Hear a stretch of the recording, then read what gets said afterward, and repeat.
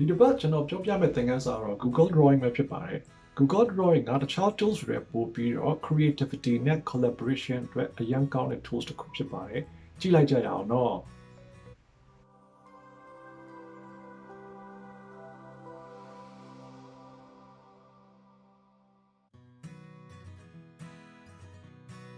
Google Drawings က graphic သမားတွေပုံတွေကို label ထိုးလို့ရတဲ့အခါမျိုးမှာအတန်းထဲမှာပြန်လှန်လေ့လာသင်ကြားမှုတွေအတွက်အကောင်းဆုံးဖြစ်ပါတယ်။သူ့ကိုသုံးပြီးတော့သတင်းချက်လက်တွေ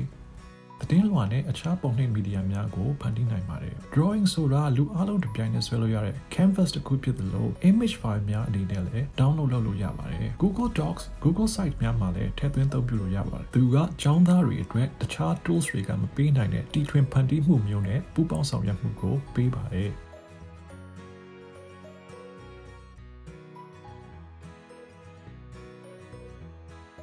စပြီးသုံးမယ်ဆိုရင်တော့ Google account ကိုဝင်မှာရပါလိမ့်မယ်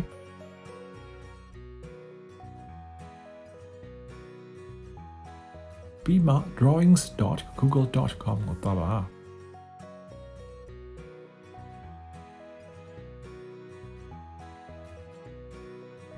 sign in လုပ်ပြီးရတယ် Google Drive မှာပုံစဆွဲဖို့ drawing အလုပ်တစ်ခုကိုဖန်တီးပေးထားတာတွေ့ရမှာပါမိခိုးနဲ့အဖြူရောင်ကွက်ကြား background က drawing မှာ plastic အကြည်စားလို့ဖောက်ထွင်းမြင်လို့ရတဲ့ background ကိုဆိုလိုပါတယ် canvas ရဲ့ညာဘက်အောက်ထောင်းကလေ drag လုပ်ပြီးတော့ size change လုပ်ရပါတယ်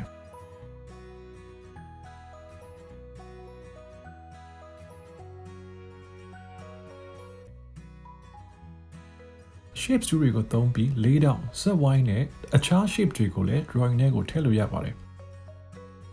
ဆေးပုံးပုံစံအမှတ်သားရှိတဲ့ cloak ကိုနှိပ်ပြီး shape တွေရဲ့ color ကိုပြောင်းနိုင်ပါတယ်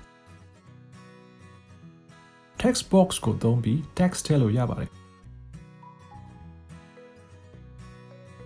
တခြား Google Studio လိုပဲ formatting toolbar ကိုသုံးပြီး font, text size နဲ့ color တွေပြောင်းလို့ရပါတယ်ပိုလာတဲ့ text တွေသုံးလို့ရဆိုရင် word art ကို insert menu တွေကယူသုံးနိုင်ပါတယ်စာလုံးရဲ့တောင်းကလေး click and drag လုပ်ပြီး shape တွေလိုပဲ size ပြောင်းလို့ရပါတယ် word art နဲ့ text ကို double click လုပ်ပြီး edit လုပ်နိုင်ပါတယ် toolbar မှာရှိတဲ့ fill tool ကိုသုံးပြီး word art ရဲ့အရောင်ကိုပြောင်းလို့ရပါတယ် image icon ကိုနှိပ်ပြီး image ကိုထည့်လို့ရပါတယ်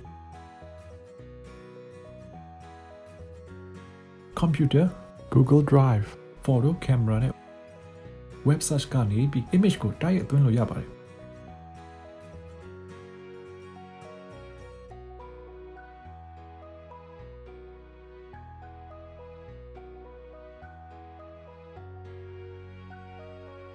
Google Drawings ကိုသင်ကြားရေးမှာသုံးနိုင်ပါတယ် text, images, lines နဲ့ shapes တွေကိုသုံးပြီးကျောင်းသားတွေအနေနဲ့အချက်လက်ကိုစူးစီးပြသလို့ရပါတယ် Venn diagram မှာကွက်လက်ဖြည့်တာမျိုး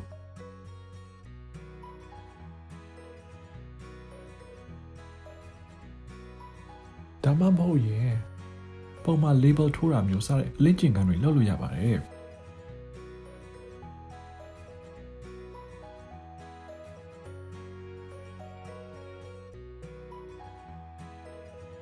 Google Docs, Slides နဲ့ Sheet လိုပဲ Drawings ကိုအခြားသူတွေနဲ့ share လုပ်ရပါတယ်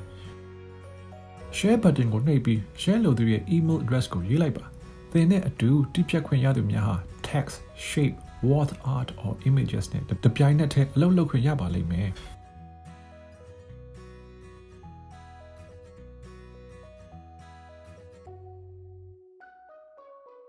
ဒီဇိုင်းရေးဆွဲပြီးတာနဲ့သင်ရဲ့ drawing ကို JPEG, PNG, SVG, PDF စသဖြင့် file မျိုးစားပေါင်းများစွာ download ဆွဲနိုင်ပါတယ် download လုပ်ပြီးရလာတဲ့ပုံတွေကို Google Docs, Slides, Sheets, Form, Sites စတာတို့မှာထည့်သွင်းအသုံးပြုလို့ရပါတယ်ဒီဗီဒီယိုကြောင့်အကျိုးရှိမယ်လို့မျှော်လင့်ပါတယ်